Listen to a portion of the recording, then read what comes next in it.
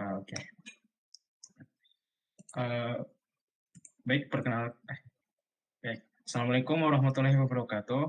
Perkenalkan, kami dari kelompok 2 akan mempresentasikan tugas besar teori peluang kami dengan judul distribusi hypergeometrik. Sebelumnya, perkenalkan anggota kelompok kami. Pertama, saya Solahuddin Zanki dengan NIM 23111022201 sebagai narator, pembaca materi, dan kesimpulan. Selanjutnya, Perkenalkan, nama saya Muhammad Ilham Salam dengan NIM 23111022202. Di sini saya berperan sebagai pemateri.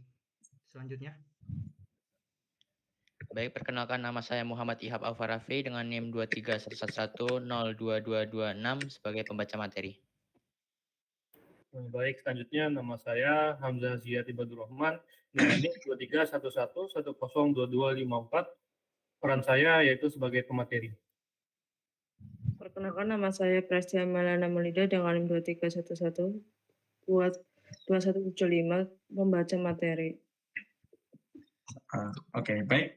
Untuk pendahuluan sendiri dari tugas besar kami, distribusi hipergeometrik itu merupakan salah satu distribusi probabilitas diskrit yang sering digunakan dalam aplikasi statistika, terutama dalam masalah sampling atau sampling tanpa pengambilan.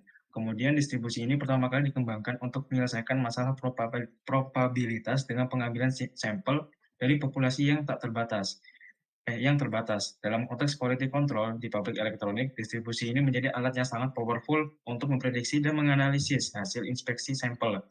Dan peran dari sampling inspection menjadi sangat penting.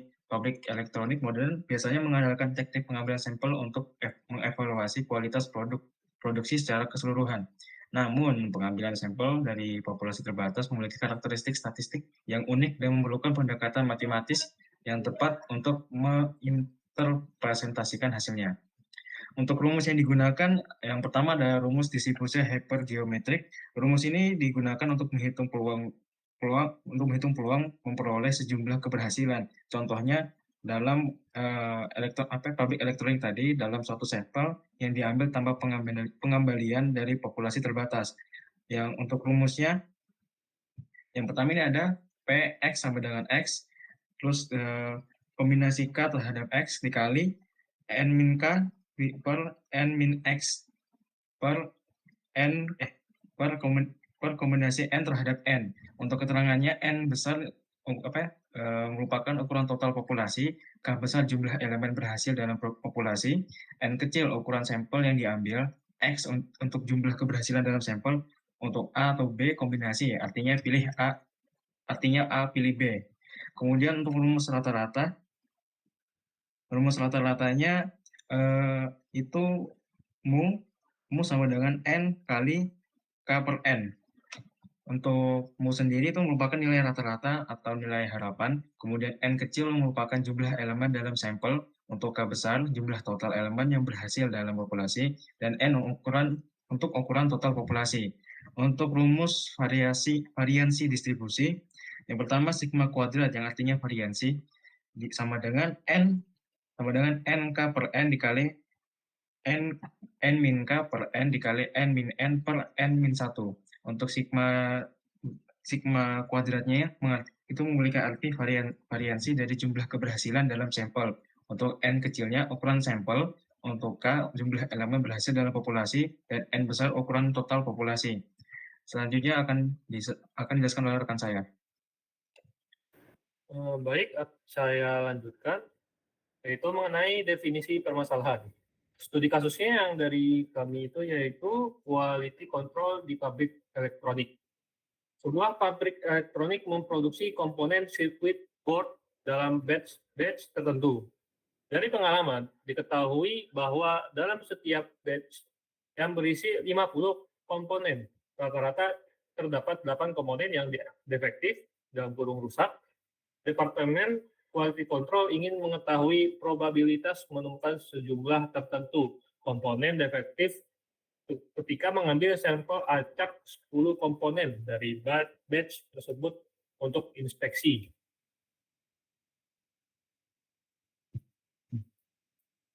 Lanjut, rumusan masalah di sini adalah 1. Berapa probabilitas menemukan tepat 2 komponen defektif dalam sampel 10 komponen? Dua, berapa probabilitas menemukan paling banyak 3 komponen defektif? Yang ketiga, berapa rata-rata dan variasi jumlah komponen defektif yang diharapkan dalam sampel? Bagian C yaitu definisi peubah acak. Peubah acak X yaitu jumlah komponen defektif yang ditemukan dalam sampel 10 komponen yang diambil secara acak tanpa pengembalian dari batch berisi 50 komponen. Karakteristik peubah acaknya yaitu tipenya itu discrete, kemudian domain X-nya menghimpun 0, 1, 2, 3, 4, 5, 6, 7, dan 8. Distribusi yang kita pakai ini yaitu hipergeometrik, notasinya X, hipergeometrik yang memakai parameter N besar, K, dan N. Kemudian bagian D, yaitu definisi parameternya. Distribusi hipergeometrik memiliki 3 parameter utama yang sebelumnya, yaitu N besar itu yaitu 50, ukuran populasi total, menjelaskan total komponen dalam satu batch-nya. Kemudian yang K sama dengan 8, yaitu jumlah sukses dalam populasi, yaitu total komponen defektif dalam batch. Kemudian yang terakhir, N sama dengan 10, itu adalah ukuran sampelnya. Jumlah komponen yang diambil untuk inspeksi. Kemudian fungsi masa probabilitasnya untuk peluang X sama dengan K adalah C dalam kurung K dan K kecil dikali C dalam kurung N besar kurang K, N kecil kurang K kecil, dibagi C dalam kurung N besar dan N kecil. Di mana C, A, dan B adalah A faktor dibagi B faktor dalam kurung A kurang B faktor. Adalah kombinasi. Kemudian K 0, 1, dan 2 minimum nilai itu N dan K. Baik, akan diselanjutkan oleh teman saya. Perhitungan nilai peluang 1 probabilitas X sama dengan 2. Tepat 2 komponen detektif. Px buka kurung X sama dengan 2 tutup kurung sama dengan buka siku C tutup buka kurung 8,2 tutup kurung sama dikali C buka kurung 42,8 tutup kurung tutup siku per C buka kurung 50,10 tutup kurung. Perhitungannya C buka kurung 8,2 tutup kurung sama dengan 8 faktorial per buka kurung 2 faktorial dikali 6 faktorial tutup kurung sama dengan 28. C buka kurung 42,8 tutup kurung sama dengan 42 faktorial per buka kurung 8 faktorial dikali 3 kali 4 faktorial tutup kurung sama dengan 538,257,874. C buka kurung 50,10 tutup kurung sama dengan 50 faktorial per buka kurung 10 faktorial dikali 40 faktorial tutup kurung sama dengan 10,272,278,170. P buka kurung X sama dengan 2 tutup kurung sama dengan buka kurung 28 dikali 538,257,874 tutup kurung per 10,272,278,170 sama dengan 0,1467. Jadi persen jadinya 14,57%. Next. 2. Probabilitas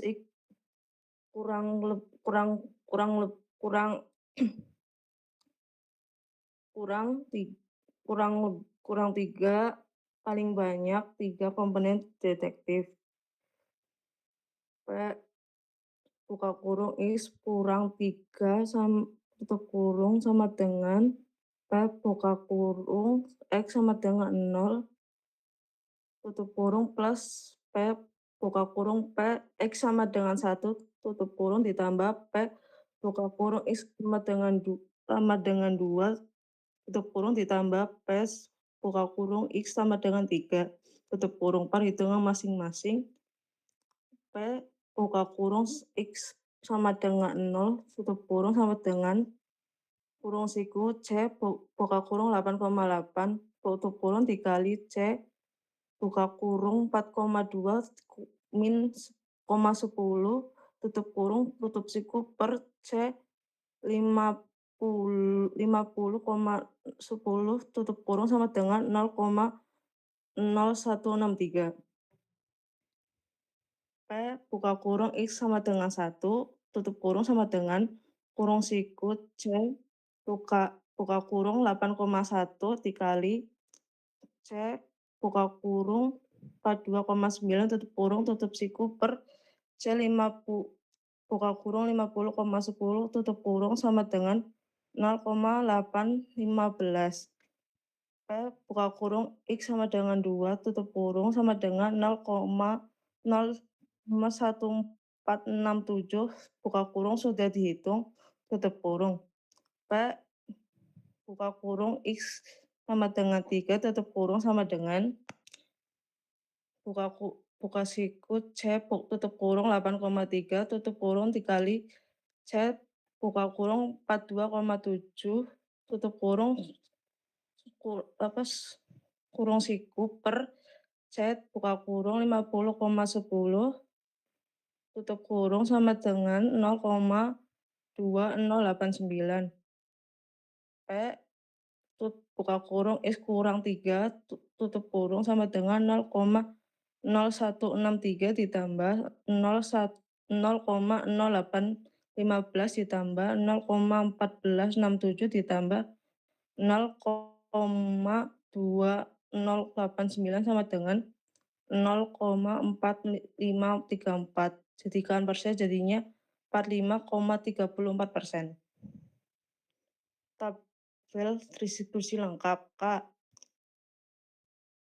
P dan P buka kurung K X sama dengan K tutup kurung P buka kurung X kurang K tutup kurung 0 kalau 0 di bagian pertama 0 terus di bagian pertama P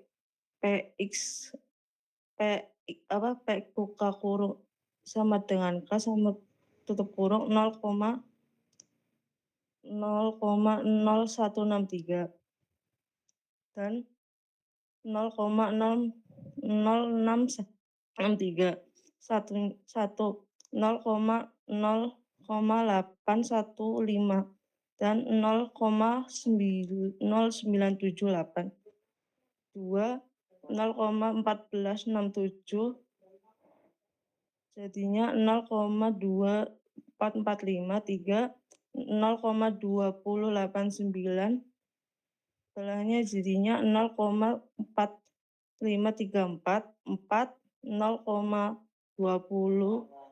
0,2040 sampingnya 0,6574. Next. Lanjutannya 5 0,169 sebelahnya 0,8043 6 0,764 sebelahnya 0,8827 7 0,0282 sampingnya 0,9109, 8 0,0035, sebelahnya 0,9144. Next, dilanjut. Ya, saya di sini akan menjelaskan mengenai perhitungan mean dan variansi. Satu mean nilai harapan rumusnya sama dengan mu sama dengan nilai dari harapan itu sendiri n dikali k dibagi n. N yang kecil itu sampel yang diambil dan n yang besar itu ukuran total dari populasi. Perhitungannya mu sama dengan 10 dikali 8 per 50 sama dengan 10 dikali 0,16 sama dengan 1,6. Interpretasinya dalam sampel 10 komponen rata-rata diharapkan menemukan 1,6 komponen yang defektif. Kedua ada variansi dan standar deviasi. Rumusnya adalah sigma kuadrat sama dengan variansi X sama dengan sampel yang diambil dikali peluang dikali jumlah elemen yang berhasil dalam populasi dibagi dengan ukuran dari total populasi dikali 1 dikurangi jumlah elemen yang berhasil dalam populasinya dibagi dengan ukuran dari total populasi dikali ukuran total populasi dikurangi ukuran sampel yang diambil dibagi dengan ukuran total populasi dikurangi 1. Perhitungannya adalah sigma kuadrat sama dengan 10 dikali 8 per 50 dikali 42 per 50 dikali 40 per 49 kemudian jadi sama dengan 10 dikali 0,16 dikali 0,84 dikali 0,8163 sama dengan 1,98. Standar deviasinya adalah akar dari 1,098 sama dengan 1,048. Terus ada bagian G, analisis dan interpretasi. Interpretasi dari hasil probabilitas. Peluang X sama dengan 2 sama dengan 0,1467. Ada peluang 14,67% untuk menemukan tepat 2 komponen defektif dalam sampel. Ini merupakan probabilitas yang cukup signifikan. Terus ada peluang X kurang atau sama dengan dari 3 sama dengan 0,4534. Ada peluang 45,34% untuk menemukan paling banyak 3 komponen defektif. Artinya ada peluang 54,66% untuk menemukan lebih dari 3 komponen yang defektif. Terus interpretasi dari mean dan variansi. 1 mean sama dengan 1,6. Secara rata-rata dalam setiap sampel 10 komponen diharapkan menemukan sekitar 1 sampai 2 komponen yang defektif. Variansinya adalah 1,098 menunjukkan tingkat penyebaran data di sekitar mean. Nilai ini relatif kecil menunjukkan data cenderung terpusat di sekitar mean. Terus ketiga ada standar deviasi sama dengan 1,048. Sebagian besar observasi akan berada dalam rentang mu yang kurang lebih sama dengan standar deviasi, yaitu antara 0,55 hingga 2,65 komponen defektif. Terus aplikasi praktisnya ada 1 untuk decision making untuk quality control. Berdasarkan hasil analisis tadi, Departemen Quality Control dapat membuat keputusan untuk A, threshold penerimaan. Jika dalam sampel 10 komponen ditemukan kurang atau sama dengan dari 3 komponen defektif, probabilitasnya itu tadi 45,34%, batch dapat diterima. Dan juga B, ada pilihan untuk threshold penolakan. Jika ditemukan lebih dari 3 komponen yang defektif atau probabilitasnya tadi 54,66%, batch perlu inspeksi lebih lanjut atau ditolak.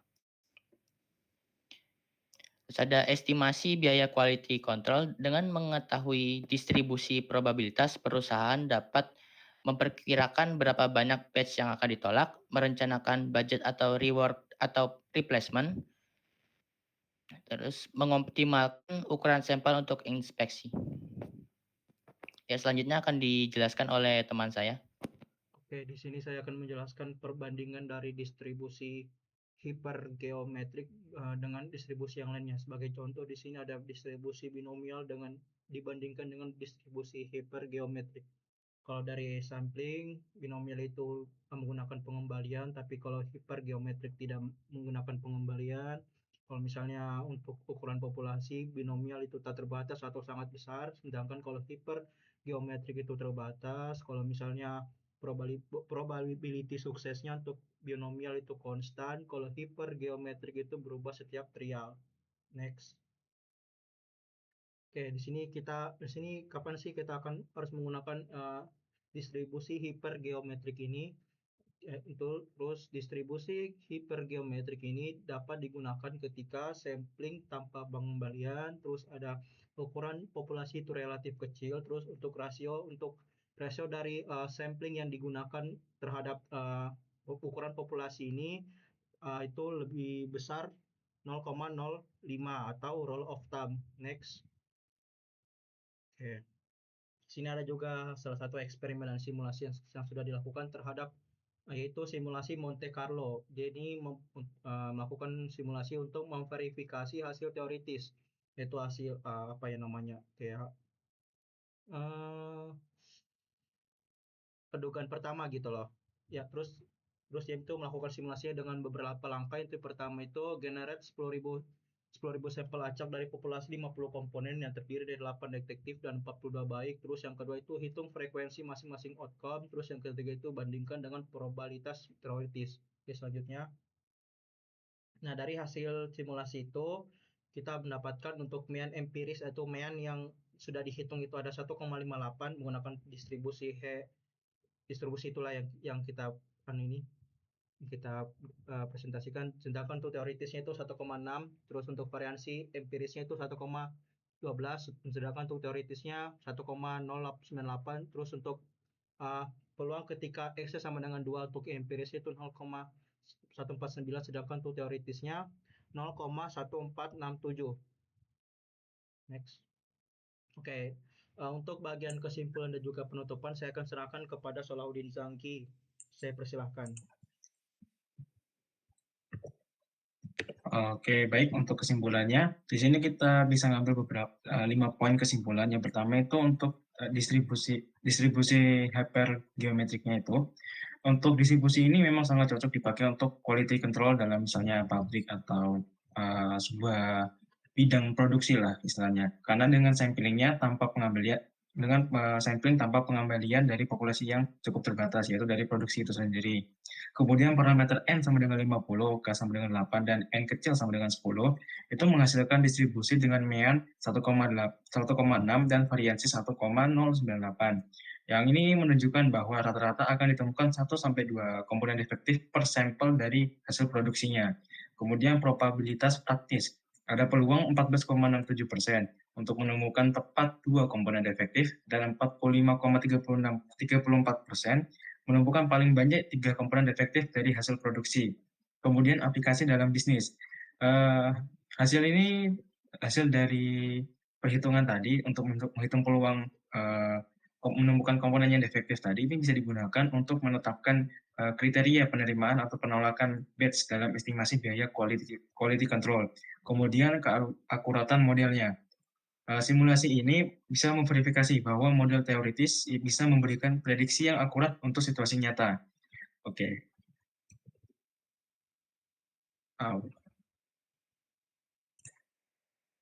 Oke, sekian. Ya, itu aja dari kami. Kurang lebih yang mau dimaafkan. Nah, sekian, terima kasih. So, error.